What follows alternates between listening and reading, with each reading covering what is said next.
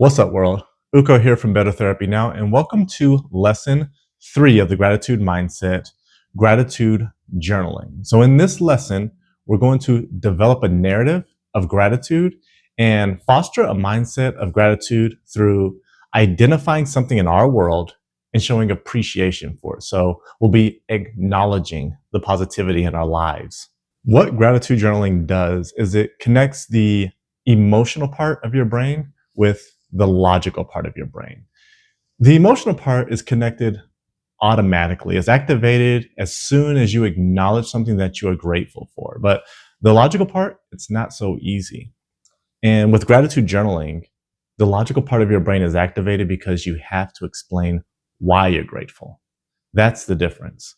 It also activates the internalization of gratitude. It makes it core to you because it integrates emotional responses with logical evaluation. Ultimately, we want to internalize the gratitude mindset because it helps us accomplish two very important things. One, it helps us see opportunity in the face of challenges. We want to improve our relationship to challenges, and the gratitude mindset works wonders in improving how we see challenges. In gratitude journaling, by activating the emotional and logical part of your mind, helps you internalize that mindset. Number two, the gratitude mindset helps us face setbacks and experience setbacks without falling apart. It helps us be more resilient in the face of challenges and in the face of failure. What's the difference between doing a gratitude journal and just listing the things that we're grateful for in bullet point form? There's three differences. Number one, it forces you to explain why. And this activates the logic portion of your mind. Number two, you want to be as specific as possible. And that's what gratitude journaling allows you to do. You don't want to just say, I'm grateful that my friends listen to me. Instead, you want to say, I'm grateful that my friend Eric listened to me talk about coffee, even though he doesn't drink coffee. That's much more specific. And number three, you want to provide as many details as you can about how the thing you're grateful for will help you. How long should a gratitude journal be? Only 25 to 100 words, especially when you're starting out. You don't want to overwhelm yourself because that'll be counterproductive to being consistent. You can just transition between the different types of gratitude journaling and gratitude practices. One day, maybe you just write one thing that you're grateful for in one sentence. The next day, do 3 bullet points, 3 different things that you're grateful for. And then at the end of the week, you can do an entire sentence or an entire journal entry about something specific that you're grateful for and explain why. The exercise for this lesson is called Journaling Your Daily Moments and Emotions.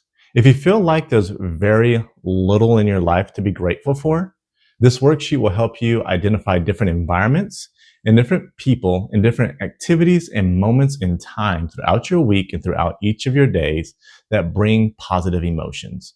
And once you to identify the pattern of what brings positive emotions to light for you, it'll be easier to identify something that you're grateful for. You'll identify key moments throughout your day and you'll link those to emotions. And then you'll elaborate on those emotions and explain how they make you feel.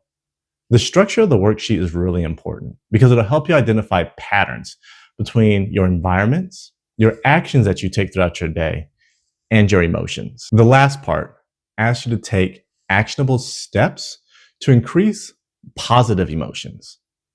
Like I said before, gratitude and emotions go hand in hand. And this is because gratitude practices are really practices in emotional maturity. The focus on emotional awareness is because the goal is that in the end, you love yourself more. You increase your self-worth and your sense of self-worth. And this is done by looking around in the world and seeing all the great things that you're grateful for. You are partially responsible for the environment that you're in. You create that environment. And once you start to appreciate that environment that you created, then you begin to appreciate yourself more. This is the reason why we focus so much on emotional awareness. Like I've said before, The biggest threat to your success is a lack of resiliency. And the best way to enhance your resiliency is to have a team that forces you and pushes you to be your best self every single day. But you can't have a team if you can't build relationships. By focusing on emotional awareness, you gain two things. One, an increase in emotional maturity, and two, an increase in self-worth. The more emotional maturity you have and the more self-worth you have, the more likely you'll be able to connect with others and establish relationships.